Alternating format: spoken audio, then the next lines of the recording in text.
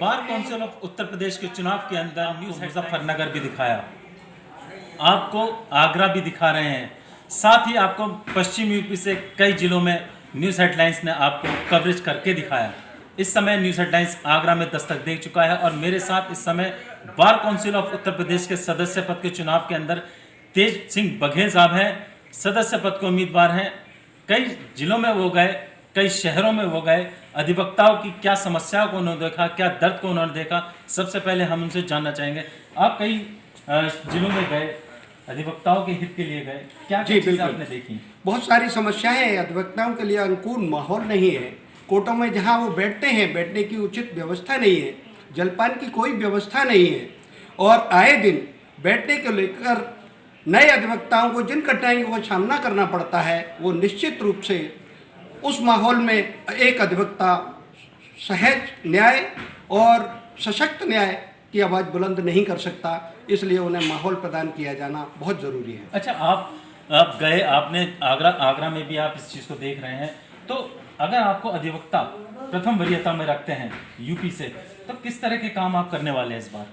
देखिए, सर्वप्रथम काम मेरा यह होगा कि प्रत्येक अधिवक्ता की बैठने की उचित व्यवस्था कराई जाए। दूसरा, हमारे यहाँ 25 मेंबर्स हैं और जिले 75 होते हैं, तो एक मेंबर्स पे अधिक भार होने के कारण हर अधिवक्ता की पहुंच से दूर हो जाता है। इसलिए बार काउंसिल में मेंबर्स की संख्या बढ़ाई जानी चाहिए। मेरा एक ये भी प्रयास होगा कि बार मेंबर्स की संख्या बढ़ाई जाए। दूसरी बात, हमारे यहाँ अधिकारी और कर्मचारियों के बीच, बार और बेंच के बीच समन्वय जब तक स्थापित ठीक से नहीं होगा, तब तक सशक्त न्याय और न्याय की अवधारणा करना बिल्कुल असंभव होगा। अच्छा, प्रोटेक्शन एक्ट लगातार मुद्दे में रहता है, लेकिन प्रोटेक्शन एक्ट हम लोग का आज तक लागू नहीं हो पाया। किस तरीके से लागू होगा, आप थोड़ा सा इस बारे में? इसमें सामूहिक पहल की ज़रूरत है। हम सभी लोग अगर सामूहिक पहल कर इस पे सरकार पर दबाव बनाते हैं, तो निश्चित रूप से ये प्रोटेक्शन एक्ट लागू होगा। और अगर सरकार को लगता है कि इसमें कहीं किसी परिवर्तन की ज़रूरत है, तो बैठ के एक समिति बनाई जाए और उस पर विचार करके इसका समाधान बहुत जल्दी हो जाएगा। अच्छा, आप युवा अधिवक्ता हैं, युवा हैं बिल्कुल आप, तो किस तरीके से आजकल युवा आते हैं अपना रोजगार, अपना कैरियर को लेकर यहाँ पर, लेकिन कहीं ना कहीं कुछ खामियों की वजह से उनका कैरियर नहीं बन पाता। किस तरीके से आप इस चीज़ पर प्रकाश डालते हैं? मैं 30 साल से प्रैक्टिस में हूँ और प्रैक्टिस में जो लोग यहाँ काम कर रहे हैं, जिन प्रतिकूल परिस्थितियों में काम कर रहे हैं, उससे मैं भली भांति परिचित हूँ। हर अधिवक्ता के साथ एक तो स्टाइपेंड की आवश्यकता होती है नए अधिवक्ता को, और निश्चित रूप से जो माहौल क्रिएट होता है अदालत में नए अधिवक्ता के साथ, वो निश्चित रूप से उसमें तरक्की नहीं कर पा रहा है। उसके लिए योजनाएं बनाने की ज़रूरत है और जब तक अधिवक्ताओं की कल्याणकारी योजनाएं नहीं बनेंगी, तब तक अधिवक्ता का हित सुरक्षित नहीं हो पाएगा।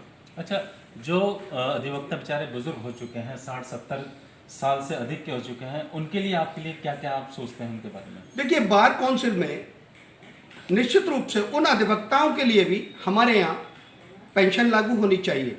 जो अधिवक्ता वरिष्ठ हैं और काम करने में असमर्थ है, उनकी एक आयु सीमा निर्धारित करनी चाहिए और कल्याण निधि, अधिवक्ता कल्याण निधि में जो पैसा जमा होता है, उसके सापेक्ष एक तो उनको जो 30 साल का जो समय है, हमें आज अधिवक्ता कल्याण निधि का पैसा जमा करते हैं, उसके 30 साल बाद मैच्योरिटी होती है, उसमें ये व्यवस्था करी जाए कि अधिवक्ता की उम्र का भी निर्धारण हो। अगर अधिवक्ता अपने आप को उस समय काम करने में अनिवार्य पाता है, तो उसको पेंशन की उससे व्यवस्था की जाए। उसके लिए एक निश्चित आयु सीमा का निर्धारण हो और पेंशन की व्यवस्था उसके लिए होनी चाहिए। तो ये थे हमारे साथ तेज सिंह बघेल साहब आगरा से। आपने सुना इनसे कि अगर अधिवक्ता उनको प्रथम वरीयता में रखते हैं तो बहुत कुछ करना चाहते हैं अधिवक्ताओं के हित में। 30 साल का उनका कार्यकाल रहा है, मेहनत करी है उन्होंने, और अब वो चाहते हैं कि एक बार उनको बार काउंसिल में सदस्य पद पर लोगों द्वारा, अधिवक्ता द्वारा चुना जाए। कैमरा पर्सन मिलन वर्मा के साथ आरिफ खान, न्यूज़ हेडलाइंस, आगरा।